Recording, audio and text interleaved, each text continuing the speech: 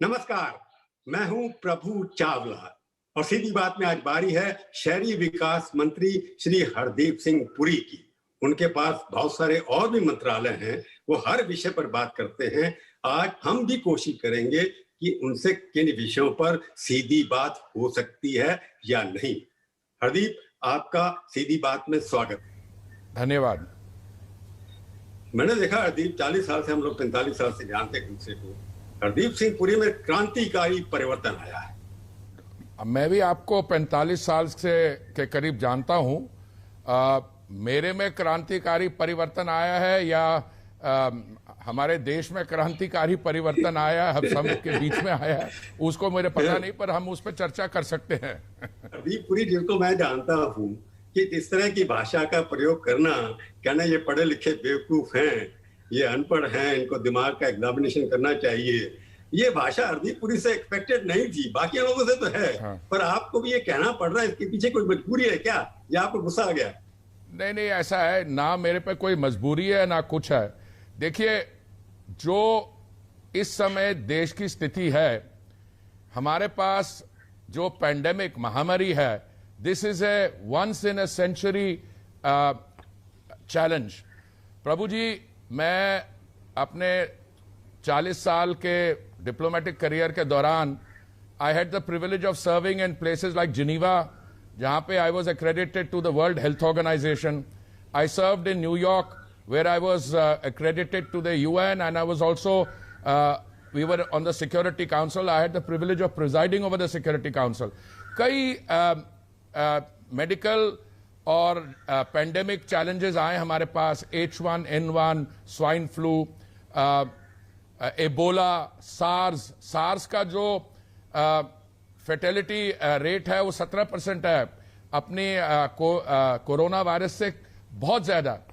तो मैं समझता हूं कि ऐसी स्थिति में सब जो वेल मीनिंग लोग होते हैं, उनको इकट्ठा होके जो हमारे सामने जो समस्याएं आई हैं, उनका सामना करना चाहिए। We must contribute constructively. तो मैं उस दिन जब प्रेस कॉन्फ्रेंस के दौरान मुझे किसी ने बताया प्रेस कॉन्फ्रेंस से पहले कि एक हमारे 60 नहीं, एक लॉट में 60 रिटायर्ड कॉलीग्स थे और दूसरे में 120, इन्होंने कुछ चिट्ठियां लिखी है। I had seen references to those, तो मैंने कहा मुझे दिखा दीजिए। तो एक चिट्ठी थी जो 60 हमारे कॉलीग्स ने साइन की है, उसमें बहुत इंटरेस्टिंग रीजंस उन्होंने बताया कि सेंट्रल विस्टा प्रोजेक्ट क्यों नहीं बनाया जाना चाहिए। उसके मैं 3 बताता हूं आपको, और आप उसके बाद मेरे को बताइए कि जो मैंने भाषा का इस्तेमाल किया है, और मैं आपके एग्जैक्ट वर्ड्स जो मैंने, एक उन्होंने रीजन ये दिया, and I am quoting because अंग्रेजी में ये पत्र है, if reports are to be believed, I am underlining, if reports are to be believed, there is a superstition that the current parliament is not lucky. Therefore, because of this superstition, a new parliament should be constructed. तो मैंने जब इसको पढ़ा अपने आप, और मैंने press conference में इसको दोहराया, मुझे लगा कि अगर कोई अब पढ़ा लिखा व्यक्ति हो, कितने वो पढ़े लिखे हैं वो आपके पर डिपेंड करता है। सब इन्होंने पास किया हुआ था। जब उन्होंने साइन अ लेटर, हरदीप आपके साथ ही पास किया IAS, उसमें आपके मित्र पुराने एग्जाम तो मैंने भी पढ़े लिखे तो थे वो। उन्होंने कहा, उन्होंने दस्तखत किया, if reports are to be believed. अच्छा, उसको छोड़िए। उसके बाद एक बहुत ही इंटरेस्टिंग था कि ये जो सेंट्रल विस्टा है, इसका ग्रीन स्पेस जो है, शाम को जहां पे वो क्वालिटी और कैरी होम, तो पता नहीं आजकल आइसक्रीम वाला है कि नहीं, हमारे बचपन में हम लोग जाया करते थे वहां आइसक्रीम खाने। तो उन्होंने कहा कि वो जो ग्रीन स्पेस है, it provides an inexpensive venue for people to go and have evening entertainment, a second point. तो मैंने उस पर कहा कि इससे ग्रीन स्पेस तो बढ़ेगा, कम नहीं होने पर होगा। तो mummy, daddy and Pappu can go and have ice cream there in the evening. ये तो this is something that I made known. अच्छा, उसके बाद तीसरी चीज मैं आपको बताऊं, इवन मोर इंटरेस्टिंग। उन्होंने कहा कि 2061 में भारत की जो जनसंख्या है, पॉपुलेशन है वो कम होनी शुरू हो गई। अरे भाई साहब, अभी जो पार्लियामेंट है जिसके बारे चर्चा हो रही है, जिसको वो चाह रहे हैं रोका जाए, ये पार्लियामेंट बिल्डिंग 1920 में बननी शुरू हुई थी। 1947 में हमारी जनसंख्या क्या थी? 350 मिलियन। आज कितनी है? 1.38 billion.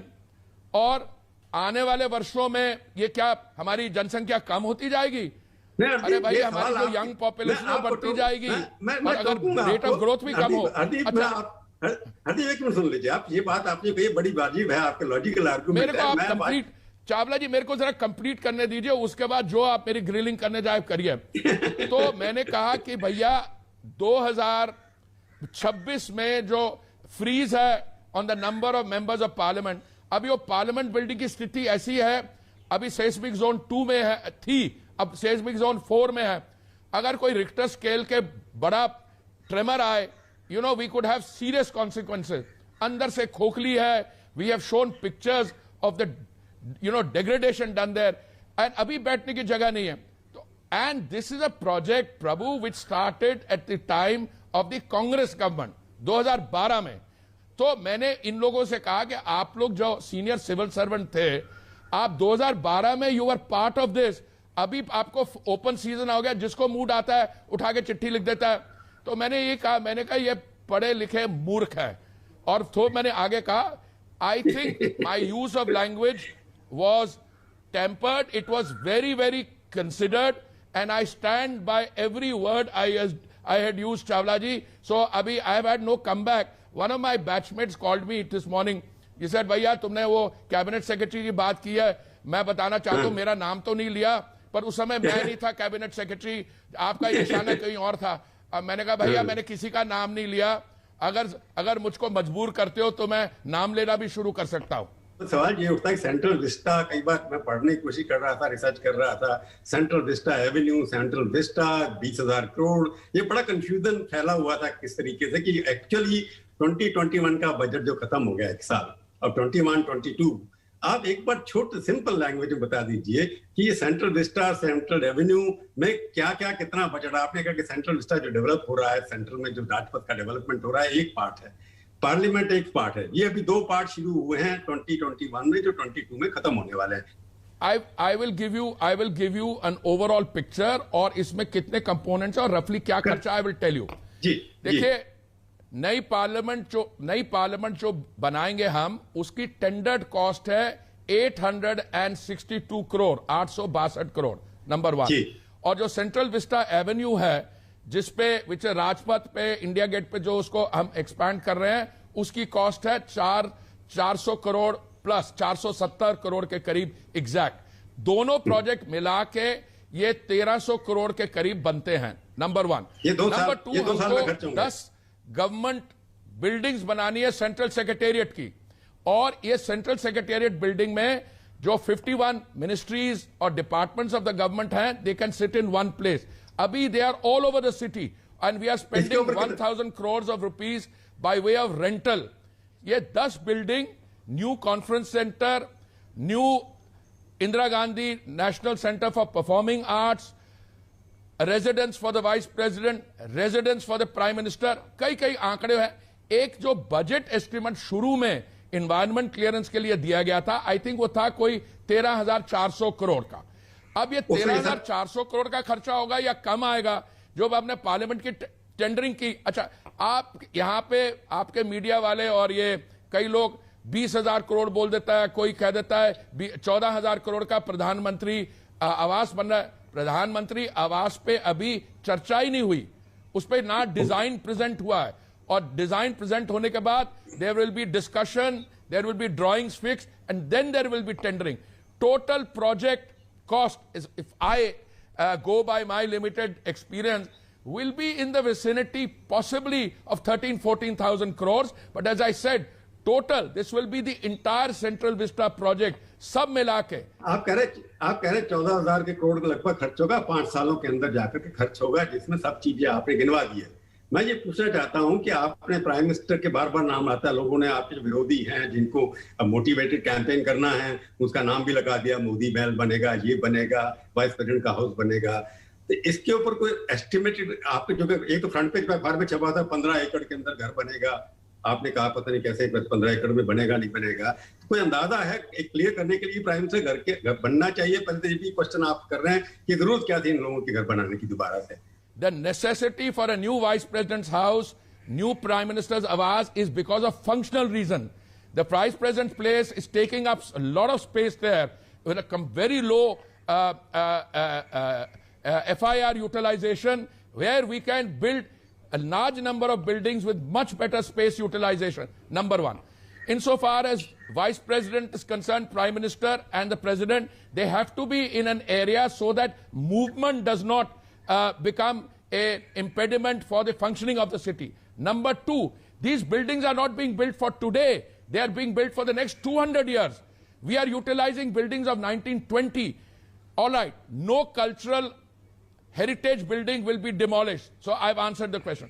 Insofar as Jawahar Bhavan is concerned, you asked a specific question. Let me I'm asking a specific question. Will you demolish Jawahar Bhavan? I am telling you, all Foreign Office and all the government buildings will be in that 10 central building. You know, we had some issue whether the Vayu Bhavan, Nausena Bhavan, army buildings, they will all be together in the defense enclave. MEA or the Foreign Office will also be in those 10.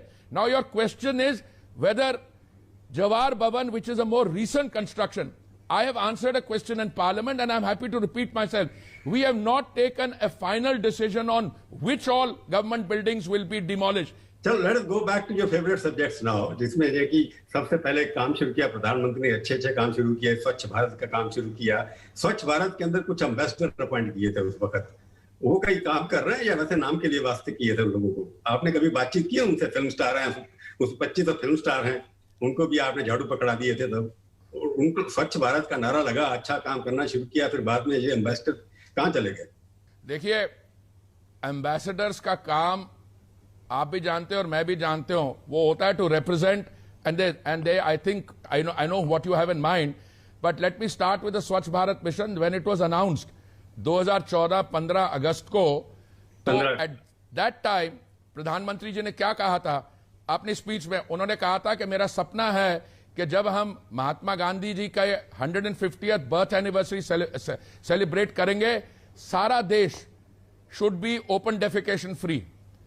तो 2 अक्टूबर 2019, except for one state West Bengal, जो अपने ही तरीके से busy थे, सारा देश third party verification के तहत we have certified that we are open defecation free. इसमें फिजिकल टॉयलेट्स बनाने थे, इंडिविजुअल हाउस होल्ड। नहीं, लेट मी कंप्लीट। नहीं, आप सवाल पूछते हैं, मेरे को जवाब देने नहीं देते, आपकी पुरानी आदत है। नहीं, पुरानी आदत है आपकी। Correct you. I am saying the work on Swachh Bharat mission has been, the first phase has been completed. We have all the individual household toilets, community toilets, and we have ODF in all the states of the country except West Bengal. Exactly कौन सा काम ambassador ए ने किया और ambassador B ने किया, that they were very useful, they spread the message. अब उनका रिपोर्ट कार्ड हमने अभी नहीं मंगाया, बट स्वच्छ भारत मिशन इज कंटिन्यूइंग। मैं आपको बता रहा हूं, we have a rev 2 of the Swachh Bharat mission, जिसमें बजट में निर्मला जी ने 1,41,000 करोड़ की एक प्रोविजन भी किया था। आप आंकड़ों की बात कर रहे हैं, चलो एक एक करके बात करते हैं आपसे। मैं आपसे सवाल पूछूंगा, आंकड़ों का कंटेस्ट नहीं करने वाला हूं। स्मार्ट सिटीज आपने 100 घोषित किए थे, उसके ऊपर 10 पैरामीटर्स के ऊपर आपने उनका आकलन करना शुरू किया था। एनडीएमसी जिसमें आप रहते हैं वो भी उसका एक पार्ट है, बाकी सिटीज भी हैं। आपको लगता है 5 साल के बाद, 5 साल की प्लानिंग थी आपकी, इन 100 सिटीज में से उन आंकड़ों पर, मैं ये नहीं कह रहा कि 5,000 प्रोजेक्ट थे उसमें से 2600 पूरे हुए हैं, 2600 में से 50% आपका बजट खर्च हुआ है, पूरा नहीं हुआ, टाइम लगता है उसके अंदर। कोई स्मार्ट सिटी बना है आपके हिसाब से, बताइए।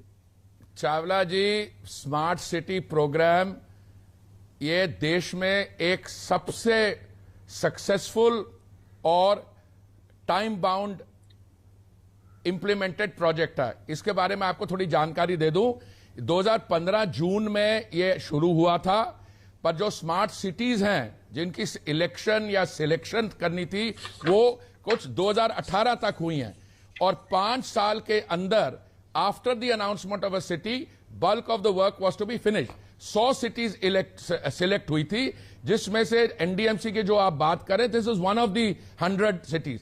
जब ये प्रोग्राम कॉन्सेप्चुअलाइज किया गया था उस समय शायद लोगों के दिमाग में था कि ये 100 न्यू ग्रीनफील्ड स्मार्ट सिटीज होंगी, पर जब हमने इसकी सिलेक्शन प्रोसेस की इसमें से 90 ब्राउनफील्ड हुई एरिया बेस्ड डेवलपमेंट पे। अब इस 100 में से जो इस स्मार्ट सिटी का नर्व सेंटर होता है, इंटीग्रेटेड कमांड और कंट्रोल सेंटर, वो 100 में से कुछ 55 में बन गया है। सिविल एविएशन के आप मंत्री हैं, अभी 25% कैपेसिटी पे लोग काम करके 4,50,000 के लगभग लोग फ्लाई करते थे, आज का 40,000 45,000 फ्लाई कर रहे हैं और गवर्नमेंट की तरफ से कोई बड़ा इंसेंटिव अभी तक घोषित नहीं किया गया है। अंदाजा जो है सिविल एविएशन इंडस्ट्री का 48,000 करोड़ के करीब नुकसान होने वाला है। कोई प्लान है आपका कि इनको कोई अच्छा स्टिमुलस जैसे बाकी कंट्री दे रहे हैं, जापान, साउथ कोरिया, थाईलैंड, वो लोग दे रहे, उतना स्टिमुलस आप भी देंगे कि नहीं देंगे? चावला जी, आप कंपेयर कर रहे हो और आप उदाहरण दे रहे हो यूनाइटेड स्टेट्स ऑफ अमेरिका का। मैं आपको जानकारी दे दूं, United states of America $20 trillion की इकोनॉमी है, 20 ट्रिलियन। हमारी इकोनॉमी प्री कोविड से पहले 2.89 ट्रिलियन की थी, नंबर 1। जहां तक मैं अब सिविल एविएशन की बात करता हूं, मैं वैक्सीन की भी बात कर दूं। सिर्फ यूनाइटेड स्टेट्स और चाइना ने ज्यादा वैक्सीनेट किया लोगों को, और चाइना 12 ट्रिलियन की है इकोनॉमी।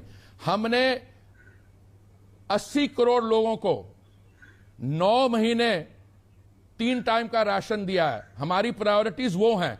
दूसरा, सिविल एविएशन सेक्टर के लिए हमने काफी स्टेप्स लिए हैं, और वो सिविल एविएशन के जो ऑपरेटर्स हैं हम उनके साथ रेगुलर टच में हैं। हमने एयर रूट्स रैशनलाइजेशन की है, पहले क्रेडिट की किया है। जो भी हमारे एयरलाइंस हैं जिनके पास, let me complete. You're not letting me complete. We have given them a credit facility जिनका 40% जिनका of their borrowing, they can take more money up to a cap of 200 crores. This has come as a relief. हमने अभी जो lower fund है जिसमें क्योंकि ETF के दाम बढ़ गए हैं 30-35% उसका कॉस्ट होता है, उसमें हमें उनको थोड़ी सुविधा दी है। So we are giving them a large number of step. जो लोग अपने एयरपोर्ट्स को जो चार्जेस है हम उनके साथ बैठते हैं, उनको बोले भाई अभी आपने इनको इन कैश नहीं करिए, बिकॉज ये सारा सेक्टर अंडर स्ट्रेन है। एयरलाइन ऑपरेटर्स, एयरपोर्ट ऑपरेटर्स और सबसे ज्यादा टूरिज्म इंडस्ट्री सारी बैठी हुई है। जब पहली वेव खत्म हुई तो टूरिज्म इंडस्ट्री रिवाइव करने लगी। अच्छा, मैंने कभी ये नहीं कहा कि हम और नहीं करेंगे, आगे बढ़ते। अगर हमें लगा कि हमें और कुछ ऐसे कदम उठाने हैं जिसके साथ एयरलाइंस को, एयरपोर्ट ऑपरेटर्स को, टूरिज्म इंडस्ट्री को कुछ हमें रिलीफ देनी है, तो आई एम श्योर हमारी माय सीनियर कॉलीग जो हमारी वित्त मंत्री हैं Nirmala ji, they can consider that, but it has to be within the overall national package and the overall national resources. तो एक बात और, आपने अभी 4-6 महीने एक इंटरव्यू दिया था फिर आप किसी वेबसाइट के लिए, तब आप कहा किसान आंदोलन जो है 5-6 दिन के अंदर खत्म हो जाएगा। आपने पार्टिसिपेट भी किया था कि हमारा काम है हर एक मिनिस्टर का प्रेस कॉन्फ्रेंस एड्रेस करना, समझाना वर्किंग ग्रुप में। तो किसान आंदोलन अभी तक भी चल रहा है, और आप क्योंकि पंजाब से आते हैं, अमृतसर से चुनाव लड़ा है आपने, तो आपका थोड़ा एक्टिव इन्वॉल्वमेंट होना चाहिए था। पर किसान आंदोलन तो अभी तक चल रहा है, आपको लगता नहीं कि उसके ऊपर भी कुछ सरकार को और आप जैसे लोगों को आगे बढ़ करके पार्टिसिपेट करना चाहिए इसको रुकवाने के लिए? प्रधानमंत्री जी ने शुरू से यह स्पष्ट किया है कि हम लोग इन किसान भाई जो हैं, जो मेहनती हैं, जिन्होंने हमारे देश के अन्नदाता हैं, हम इनसे बात करने को तैयार हैं। अब कई लोग आए बीच में, उन्होंने कहा भाई कुछ आप फेस सेविंग करिए, कुछ ये करिए। हमारी तरफ से क्या कहा गया? वी हैव हेल्ड दीज कानून्स इन अबेयंस। भाई बातचीत से हल होगा। जो आप बात कर रहे हैं, एक प्रेस कॉन्फ्रेंस के थ्रू मुझे किसी ने पूछा था, और may be a website plated, मैंने क्या कहा था? मैंने कहा ये जो आंदोलन में जो स्टिंग है, जो ऑपोजिशन है, जो मतलब तोड़फोड़ वाला, मैंने कहा ये खत्म हो जाएगा। उसके कई कारण हैं, क्योंकि जहां से भी ये इन्फ्लुएंसेस आ रहे थे वो एक्सटर्नल इन्फ्लुएंसेस थे। हमारे जो दरवाजे हैं एकदम खुले हैं, जो हमारे किसान बहन भाई हैं, for them to come and talk. कुछ राउंड्स हुए हैं तोमर जी के साथ, पीयूष जी के साथ। Those talks need to be revived. आपने वैक्सीनेशन के बारे में भी कहा था, अभी 2-4 चीफ मिनिस्टर का लेटर पढ़ा होगा आपने, वो कहते हैं कि वैक्सीनेशन पॉलिसी थोड़ी थोड़ी कंफ्यूजिंग है, तो सेंटर को दोबारा से लेना चाहिए। आपको लगता नहीं कि ऑर्डर जितना देना चाहिए था जनवरी में या फरवरी में, बाकी देशों ने 400 मिलियन किया, कितने 500 किया, आपने पढ़ा होगा अखबार में, आप फॉलो करते रहते हैं। कोई लगता नहीं कि हमारे यहाँ वैक्सीनेशन, जो आज चीफ मिनिस्टर कह रहे हैं कि सेंट्रल गवर्नमेंट को अपने हाथ में ले लेना चाहिए, आपका क्या ओपिनियन इसके बारे में? हमने शुरू में जो काम किया, फर्स्ट ऑफ ऑल ज्यादा करना चाहिए था, नहीं करना चाहिए था। मैं आपको वैक्सीन के बारे थोड़ी सी जितनी मुझे समझ है आपके साथ शेयर कर लूं। It is not a commodity which can be obtained of the shelf. या दुनिया भर में ये सिचुएशन है, वैक्सीन सप्लायर्स दुनिया भर में और मैन्युफैक्चरर्स बहुत लिमिटेड हैं। तभी हमने शुरू किया था काम बहुत जल्दी। हमारी ओरिजिनल प्लान थी कि जून के महीने तक 30 करोड़ लोगों को हम वैक्सीनेट कर दें।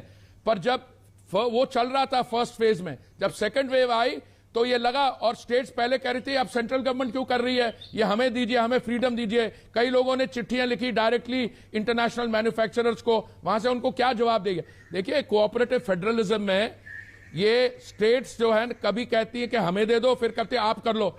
मैं समझता हूं कि सेंट्रल गवर्नमेंट ने एंड टाइम पे कदम उठाए हैं। I am aware of the fact कि सीरम इंस्टीट्यूट और बायोटेक, भारत बायोटेक को हमने 3 महीने की वैक्सीन बनाने के एडवांस में पेमेंट की है, और वैक्सीन की कोई कमी नहीं होने वाली। जुलाई से लेकर दिसंबर तक 2013 करोड़ ऑलरेडी प्रोवाइडेड फॉर है। 22 crore total vaccine doses have been administered. Now जी what we are planning to do is to, देखिए, vaccine manufacturer is under intellectual property protection, और जो वैक्सीन ओरिजिनल मैन्युफैक्चरर हैं उनको हम इंकरेज कर रहे हैं, लोकल हमारी जो एंटिटीज हैं उनके साथ to arrange get into a commercial arrangement. Number of manufacturers is increasing many fold. So vaccine availability, vaccine production और availability will be increase many fold. और जो सेंट्रल गवर्नमेंट को कहा जा रहा है कि आप इसको लीजिए, पहले यह तय किया गया था 50% सेंट्रल गवर्नमेंट ऑब्टेन करेगी और स्टेट्स को देगी फ्री ऑफ कॉस्ट। अब मैं देख रहा हूं एक स्टेट ने उठा के कंसेशनल रेट पे लेकर प्राइवेट सेक्टर को प्रॉफिट पे बेच दी। I don't want to comment on that, but जो इन्होंने स्टेट गवर्नमेंट ने पहले फ्रीडम चाहिए थी, उन्होंने कांटेक्ट किया मैन्युफैक्चरर्स को, मैन्युफैक्चरर्स ने जवाब नहीं दिया, उनको मिडिलमैन ने जवाब दिया। अब इसलिए वो सेंट्रल गवर्नमेंट को कह रहे हैं सेंट्रल गवर्नमेंट इज रेडी। पहले जहां से ऑपोजिशन आ रही है, राजस्थान में क्या हुआ, शर्म की बात है, 11 लाख डोजेज मिली है कूड़े के दान में। पंजाब में 400 रुपए की वैक्सीन खरीद के 1000 रुपए की प्राइवेट पार्टीज को दी गई है। अब ये पॉलिटिकल डिस्कोर्स फेडरल स्ट्रक्चर में, ये केंद्रीय मोदी जी की सरकार है जो ये कर पाती है। आपने भी और सरकारें देखी है, whether they would have had the capacity to deal with it like this. Vaccine जो है पॉलिटिक्स के अंदर विक्टिम है, जो बड़ा पक्का है। आप कहते हैं कि हम पहले से एंटीसिपेट, और 30 करोड़ लोगों को हमने जून तक लगाने का प्लान था। अगर प्लान था तो 30 करोड़ लोगों का वैक्सीन का ऑर्डर भी कम से कम 60 करोड़ वैक्सीन का ऑर्डर होना चाहिए। If I am you right, समझ रहा हूँ कि आपने कहा 30 करोड़ लोगों को लगाने का प्लान था। अगर 30 करोड़ का था सिंगल डोज तो 30 करोड़ का ऑर्डर होना चाहिए था, अगर डबल था तो 60 करोड़ का होना चाहिए था। देखिए, thank you for your fourth speech. मैं आपको यही बताना चाह रहा हूं कि एक डायनेमिक सिचुएशन में अगर आपको पता हो कि वैक्सीन कितनी चाहिए at a particular point of view, वो उतना ही पता लगेगा। आपको पता लगा वायरस कैसे बिहेव कर रही है। अगर वायरस पहले फेज के बाद सबसाइड हो गई थी, उसके बाद म्यूटेंट आया, मान लीजिए इसमें एडजस्टमेंट कर रहे हैं। अगर यही चर्चा हमारी 6 दिन पहले या 16 दिन या 20 दिन पहले हुई, mood would have been very different. अगर एक हफ्ते बाद आप किसी से बात करेंगे, you will have a more objective reality. Anyway, thank you for having me on your show, and I hope as a result of this some of what I could say also came across. No, that's correct. You are saying कि developing situation होती है। America वालों को पता था कि आने वाला 400 मिलियन ऑर्डर किया था उन्होंने, ब्रिटेन ने भी किया था। शायद हमारे यहाँ जो पेडिस्ट्रियन है जो वैक्सीन का ऑर्डर करते हैं नीति आयोग में बैठ करके, उनको शायद पता नहीं था कि इतना ऑर्डर करना चाहिए। हमारे यहाँ के प्रेडिक्शन में कोई प्रॉब्लम नहीं थी। आपका ये 5th भाषण है। हमारे यहाँ के प्रेडिक्शन की कोई प्रॉब्लम नहीं थी। हमने मॉडलिंग यहाँ पे भी करवाई है और अमेरिका में भी करवाई है, और जो मॉडलिंग करवाई थी उसके अनुसार इट वाज वेरी क्लियर। जब बहुत लो फिगर्स थे, हमने कहा नहीं, आप मॉडलिंग कराइए, कहां तक आंकड़ा जा सकता है। तो किसी ने कहा कि भाई ये जाएगा शायद 3 लाख तक, 1 लाख तक। हमने कहा आप 1 लाख नहीं, आप 3 लाख की तैयारी करिए। But when it came, it went up to 4,24,000। Now we learn as we go along, but we are richer by the experience. And what is the point of this criticism? You are able to produce again. You are in the midst of your sixth statement. No, you are in the midst of your sixth statement. No, I'm giving the seventh statement now. Seventh statement is that बाकी countries को why don't we have a why don't we have a we will have why don't you again, you're starting your seventh one. Let me tell you, we have vaccine. Let me complete. You had a situation where other than United States and China, हमने सबसे ज्यादा लोगों को vaccinate किया है। हमारा जो case fertility ratio है सबसे लोएस्ट है, total number of cases lower है, क्योंकि हमारी जनसंख्या ज्यादा है। उसको आप कंपेयर नहीं करते। आपको पता नहीं है अमेरिका और इधर उधर की बात करने का शौक है। अगर आपको सीरियस जर्नलिज्म करनी है तो आप कंपेयर करिए, और कंपेयर करिए हमारा इस समय, लिसन, ओवरऑल रेट क्या है और मोर्टेलिटी रेट है, उसको देखिए आप। Thank you very much, thank you very much, thank you very much. You are a very combative as usual. That's a part of a new politics these days. Thank you, आप हमारे यहाँ हैं। बहुत बहुत शुक्रिया। I'm never combative. I'm one of the most calm people. We know thank each you other. very much. Thank you. तो ये थी आज की मुलाकात। सीधी बात का ये कार्यक्रम आपको कैसा लगा? आप अपनी राय हमें ईमेल के जरिए भी दे सकते हैं। अगले हफ्ते आएगी बारी किसी और हस्ती की, और उनसे हम करेंगे सीधी बात। इंतजार करिए तब तक और देखते रहिए आज तक।